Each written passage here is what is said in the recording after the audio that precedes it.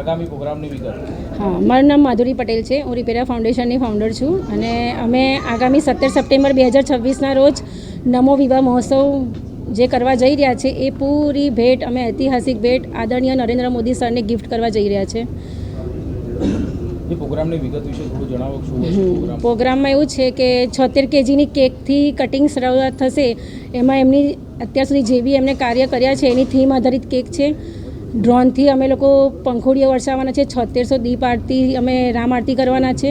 76 છોકરીઓના કન્યાદાન કરીને હરેક મહિનામાં એમની કટઆઉટ રહેશે, જેથી એમની પ્રેઝન્સમાં લગ્ન થયું છે દેખાય. અને એના સિવાય બી અમે લોકો ઘણા બધા પ્રોગ્રામ એવા કરવાના છે જે થોડાક સરપ્રાઇઝમાં છે.